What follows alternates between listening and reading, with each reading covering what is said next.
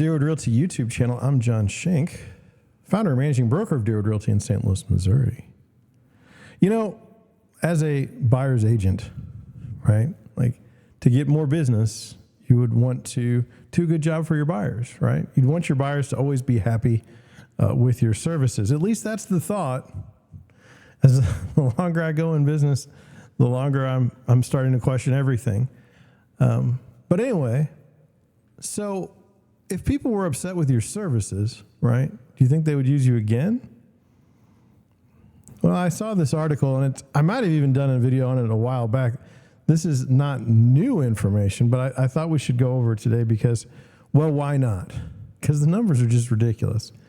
Let's get started here. Here it is. I saw it on Yahoo Finance. I saw it actually. Unusual Whales tweeted it yesterday, and I thought it was fantastic. So here's what it says. It says 93% of homebuyers have regrets about purchasing a house in 2023. 93%. Talk about buyer's remorse. My gosh. And I feel weird because I've helped buyers buy houses this year, and they don't seem to be part of the 93%. And I'm questioning, I guess, the nuances, because when I bought my house, I was uncomfortable with the price, and that was, that was like 10 years ago or more, right? I didn't like to spend that kind of money. I didn't want to spend that kind of money on the house. But then, you know, as time has gone on, it's turned out to be a very decent purchase. I'm not disappointed. But well, let me go through this. I would say this. I think I should have bought a house with a 2-car garage. I have a 1-car garage, and then I ended up with a family, and it's like not great. So there's remorse. I also would not have bought a house that's got a tree, the neighbor's tree, like a 60-foot oak tree next to my house, so that every time I go outside, there's like acorns and bird droppings all over my car. That would be another regret, right? So I guess, I have some remorse, but at the same time, I really like my house. I really like the location, and I've made it my own, and it's not enough to make me feel like down about it. So I don't know. This is very interesting. 93% of homebuyers having regrets. How much of that is normal? How serious are the regrets? Let's get into it. It says, according to the new study by Clever Real Estate, I believe they're a discount online brokerage, a whopping 93% of recent home buyers and 95% of home sellers have regrets, up from 72% and 90% in 2022, respectively. Now think about that. Recent home buyers are 93% and 95% of home sellers. Now, how can you have regrets over the last 2 years as a home seller? Crazy. It says more than half of home buyers have felt in over their heads financially since purchasing their home. Almost 2/3, 62%, have struggled to make mortgage payments on time. Now, that's not a good start if you're already having trouble making mortgage payments. Now, I don't think that's wrong to struggle to make payments. I'm a little concerned because I don't know exactly when this started, but we had low mortgage rates for a long time. If you're struggling with a low mortgage rates, when they get higher, it's even worse. It says more than 1 in 4 recent homebuyers claim their overall financial situation and their debt burden have gotten worse since purchasing a home. I don't know that's a claim.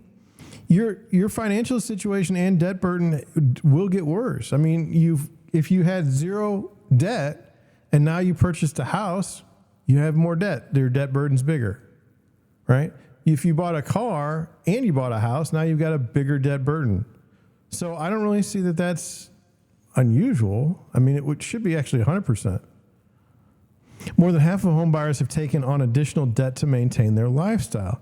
Well, I don't know what that means either. I mean, if you bought a house and you used a mortgage, then you've taken on additional debt to maintain your lifestyle. But actually, you've improved your lifestyle if you bought a decent house, right? It says nearly all recent buyers, 93%, say the real estate market impacted their home buying experience compared to 88% in 2022. Now, what does that mean? What does that mean? 93% of the real estate, say the real estate market impacted their home buying experience. Obviously, it would impact your home buying experience. It should be 100%. Anytime you buy a house, the real estate market does matter. And by impact, we don't know about if it's negatively or positively. And why that number went up, that's even more bizarre. So anyway, let's get to some of the reasons why people are having regrets. It says, my home requires too much maintenance. According to the survey, a third of recent home buyers feel remorse about the upkeep of their home needs compared to 25% in 2022. It's so strange. Like, why? It requires too much maintenance. I don't understand. Like, you didn't realize you were going to have maintenance on a house? I spent too much. Roughly 38% of homebuyers said they paid over the asking price in 2023, including 42% of first-time buyers, according to the Clever survey. Well, paying more than asking and spending too much can be two different things, right? So I don't really know that even makes a lot of sense. You spent too much. You didn't have a choice. In theory, if home prices were very, very high and you wanted to buy a house, you would have spent too much. But what were you going to do?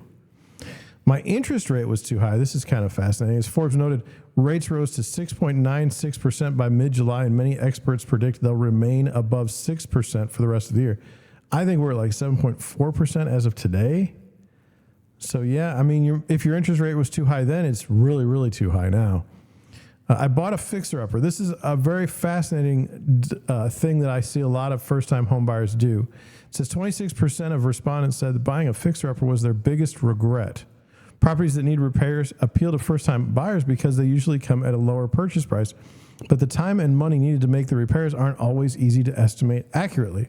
I have a little way that I can go and estimate a home repair or remodel pretty easily. Like, I know exactly how it's set up. I set every room in like a box. So the kitchen is a box, and the bathroom is a box, and then I assign a price to those repairs. And usually I get pretty close. Now, things are very, very much more expensive than the last time I really, really looked at looked at it that way as if I were a buyer. But still, it's a very easy way to do it. And just come up with a number. If you think your kitchen's going to cost, what do you think a kitchen's going to cost? $30,000 to remodel? Now you just add $30,000. What you'll find a lot of times with the houses that I've seen is the amount of work that you would need to fix up the houses on a fixer-upper, it's going to cost you more than if you just bought a house that was already fixed. That's what I've seen a lot in my career. And I don't know. If you're a first-time home buyer, if you're young, family starting out, and now you've got a house that's kind of got a shackles around your neck, I don't know that that's a good plan. A lot of people come to me at first and say, I think I'd like a fixer-upper. I'd like to buy something cheap and just make it my own. And there's nothing wrong with that. But I do think people are a little bit naive as to how much work is actually needed. And then finally, I was pressured to make an offer, with prospective homeowners being priced out of the market like never before. Dealing with increased house prices and mortgage rates, plus a volatile market, have forced many to jump before they're ready. Well, that's very interesting. And I'm not trying to defend anybody or complain about anything. But look, if you bought a house, okay, wouldn't you have had to have been ready? Because you bought the house? You officially bought the house. You were ready because you got one. You're not ready if you don't get a house. See how it's, you can just it's just odd. So anyway, as far as being pressured to make an offer, during the good times of for the sellers the last couple of years, you could, as a buyer's agent, you literally go to a house and tell the people they have about 20 minutes to make a decision because we need to write an offer and get it out there. And then people didn't like that, and I don't blame them. And so then we had, they started setting deadlines for offers. And so you call the listing agent and say, well, how many offers do you have? That's never a good thing. That's never good for negotiations for the buyer. And then they'd be like 30. We have 30 offers. And you say, well, I don't know that my offer is going to be the best. And so I can understand why you would be uncomfortable there. Pressure to make an offer, though, I try not to ever do that with my buyers, ever. I mean, I tell them like we probably have a couple hours here where we can make a decision, or like sometimes I'll be like, you can sleep on it overnight. Let me know what you think in the morning. I try. I thought this was kind of interesting at the end here. It says, rounding out the regrets buyers had about their home buying experience had more to do with preferences and pressure to buy than prices and rates and the market. I don't like my home's location was 22%. Think about that.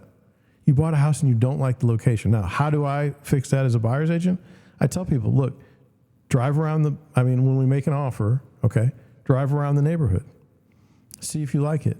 Like, pretend that get up one morning early and pretend that you're going to your new job or going to your job from this new house. What is that like? Is it okay? Is it acceptable? Because if it's not, we're out. We're leaving. I mean, that's the way it is. But I don't think many people do that. I don't like my neighbors. I often talk to buyers and I say, look to the left and look to the right. Either of these houses look like they're, a meth dealer. Sometimes they're hidden, but, neighbors are important, and I can understand why if you don't like your neighbors, you wouldn't like your house. I totally understand that. There's neighbors I don't like, and I mean, to me that it's not, not liking the neighbors, at some point they'll move or I'll move. It's not like it's forever. I bought sight unseen. Well, I have no sympathy for people that buy houses unseen, that it's their primary residence. I have no sympathy, none. I don't care if your house is in a different part of the country. I don't care about that at all. I think you'd go and you physically go see the house before you buy it, ever. Never, ever, ever, ever buy a house sight unseen. That's my opinion. I don't care if you go on Google. I don't care if you do Matterport. Just don't do it. I don't like my home, 15%. Now, what are you doing? You bought a house that you don't like. Whose fault would that be if you bought a house that you didn't like? I mean, I can understand, like, some people buy a 2-story house and then they're like, I don't really like going upstairs to the bedrooms every day. It's kind of annoying. I don't like the stairs in general. And I get that. But anyway, as a buyer's agent, I don't want any of my buyers to be miserable. So we go through certain things. We have kind of a certain way we do things so that people don't have regrets. And I would say that the people that bought this year on my side are not sad. We're actually pretty darn happy. So with that, I'm going to head on out. Thank you for watching. Thank you for listening. And I'll catch you on the next one.